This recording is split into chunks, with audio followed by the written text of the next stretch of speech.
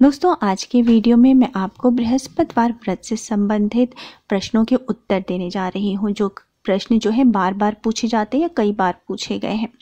अगर आप बृहस्पतिवार व्रत की विधि, कथा या इस दिन किए जाने वाले उपाय या केले के पेड़ की पूजा कैसे करनी है, इस दिन क्या करना है नहीं करना है, इसके बारे में जानना चाहते हैं तो इन सब से संबंधित वीडियो मेरे चैनल पे उपलब्ध है। लिंक मैं आपको फर्स्ट कमेंट में दे दूंगी, आप चाहें तो देख सकते हैं। परंतु इस वीडियो में मैं सिर्फ आपके बृहस्पतिवार व्रत से संबंधित महत्वपूर्ण प्रश्नों के उत्तर देने जा रही हूँ।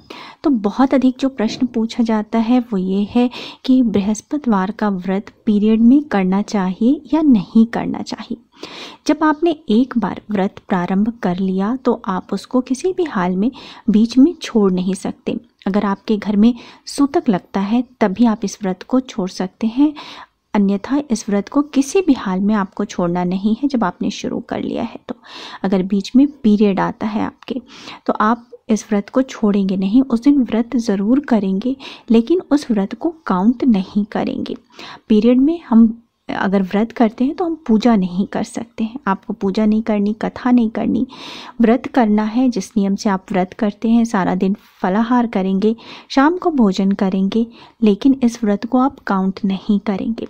अगर आप व्रत छोड़ते हैं तो यह व्रत खंडित माना जाता है। अब दूसरा प्रश्न जो बहुत अधिक पूछा जाता है वो ये है कि इस व्रत को कब से शुरू करें। आप इस व्रत को किसी भी माह के शुक्ल पक्ष के पहले बृहस्पतिवार से शुरू कर सकते हैं, परंतु हमेशा ध्यान रखें कि पौष के महीने में आपको इस व्रत को शुरू नहीं करना है। तो पौष का महीना कब होता है? आधे दिसंबर से लेकर के अर्थात 14 दिसंबर के बाद जो पूर्णिमा आती है उस समय से लेकर के जनवरी में जो पहली पूर्णिमा आती है उस समय तक पौष का महीना होता है। इस बीच में आपको यह व्रत शुरू नहीं करना है। इस समय सूर्य गुरु बृहस्पति की धनु राशि में रहते हैं, जिस वजह से गुरु बृहस्पति का तेज शून्य रहता है, वो शक्तिहीन रहते हैं। तो इस समय आपको यह व्रत शुरू नहीं करना है। इसके अलावा आप किसी भी महीने के शुक्ल पक्ष की पहले बृहस्पतिवार से गुरुवार का व्रत शुरू कर सकते हैं। कई लोग हमेशा ये भी पूछते हैं कि शुक्ल पक्ष कब होता है? जब महीने में अमावस्या आती है, अमावस्या के दूसरे दिन से शुक्ल पक्ष शुरू हो जाता है। जब चंद्रमा बढ़ना शुरू होता है तो इसको शुक्ल पक्ष कहते हैं। किसी भी व्रत को शुरू करें तो शुक्ल पक्ष के पहले वार से ही शुरू करना चाहिए। इससे उस व्रत का शुभ फल प्राप्त होता है। जैसे जैसे चंद्रमा में वृद्धि होती है वैसे वैसे हमारे व्रत के फल में भी, पुण्य फल में भी वृद्धि होती है। अब जो नेक्स्ट क्वेश्चन है वो भी लोग बहुत ज़्यादा पूछते हैं और उसको लेके बहुत कंफ्यूज भी रहते हैं। हमेशा ये प्रश्न आता है कि जब बृहस्पतिवार के दिन बाल नहीं धोना चाहिए, घर की सफाई, झाड़ू पोछा नहीं करना चाहिए, तो हम व्रत कैसे करें बिना बाल धोए, बिना शुद्ध हुए या बिना सफाई किए। तो दोस्तों, मैं हमेशा कहती हूँ कि जब भी आपको व्रत करना है, व्रत के एक दिन पहले आपको बाल धोना चाहिए। व्रत वाले दिन आपको बाल नहीं धोना चाहिए। बृहस्पतिवार का व्रत कर रहे हैं, एक दिन पहले बुधवार के दिन ही आप बाल धो लें, शुद्ध हो जाए और बुधवार से ही सात्विक नियमों का पालन करें और आप फिर बृहस्पतिवार के दिन व्रत करें। वैसे बाल धोना मना किया गया था क्योंकि पहले के ज़माने में पीली मिट्टी से लोग बाल धोते थे, वो धोना निषिद्ध था। और पहले जो है मिट्टी के घर होते थे, उसमें पोछा नहीं लगाया जाता था, उसको लोग गोबर से लीपते थे, जैसा कि व्रत के कथा में भी बताया गया है।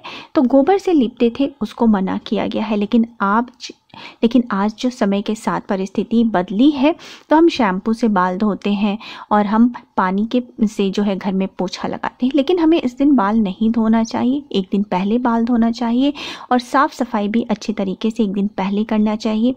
पूजा वाले दिन आपको क्या करना है कि पूजा में एक अलग से कपड़ा रखें, थोड़े से पानी की छींटे डाल करके आप पूजा वाले स्थल की सफाई कर ले। जितना अधिक हो सके इस दिन साबुन का प्रयोग नहीं करें, लेकिन ऐसा नहीं हो सकता कि बिल्कुल से ही साबुन का प्रयोग नहीं करें, क्योंकि हर चीज़ में बर्तन धोते हैं या हाथ धोते हैं साबुन का प्रयोग करते ही हैं। जितना कम हो सके करना चाहिए। इस दिन कपड़े धोने से या धोबी को कपड़े देने से भी बचना चाहिए। तो इस प्रकार से आप एक दिन पहले से ही जो है व्रत की तैयारी पूर्ण करें। अगला जो प्रश्न बहुत अधिक पूछा जाता है वो ये कि अगर घर में केले का पेड़ नहीं है तो पूजा कैसे करें, क्या पड़ोस में जा कर के पूजा कर सकते हैं केले के पेड़ की। तो दोस्तों, आप घर में जो है एक गमले में छोटा सा केले का पेड़ आप लगा सकते हैं, आप उसकी पूजा घर में कर सकते हैं। किसी दूसरे के घर में जा कर के और केले के पेड़ की पूजा ना करें। अगर मंदिर में है केले का पेड़ तो वहाँ पे आप जा कर के केले के पेड़ की पूजा कर सकते हैं। लेकिन अगर संभव नहीं है आपके लिए घर में केले का पेड़ लगाना, तो कोई ऐसी ज़रूरत नहीं है कि आप केले के पेड़ की पूजा करें ही, वरना जो है व्रत पूर्ण नहीं होगा, ऐसी बात नहीं है। लेकिन हाँ, अगर आप इस दिन केले के पेड़ की विधिवत पूजा अर्चना करते हैं, वहाँ दीपक जलाते हैं, तो ये बहुत ही अच्छा माना जाता है। आप मंदिर में करें, अपने घर में करें, लेकिन किसी और के घर में जा कर के ये पूजा ना करें। अब कई लोग खान पान से संबंधित भी प्रश्न करते हैं कि जैसे इस व्रत में खिचड़ी खा सकते हैं या केला खा सकते हैं कि नहीं, कितनी बार भोजन करना चाहिए, या भोजन दोपहर में ही कर सकते हैं कि नहीं। तो मैं आपको बता दूं कि इस व्रत में जो है सारे दिन उपवास रखना है, या आप फल खा सकते हैं। जो भोजन है, अन्न है, वो आपको शाम को पूजा करके आरती करके ही ग्रहण करना चाहिए, सूर्यास्त के बाद।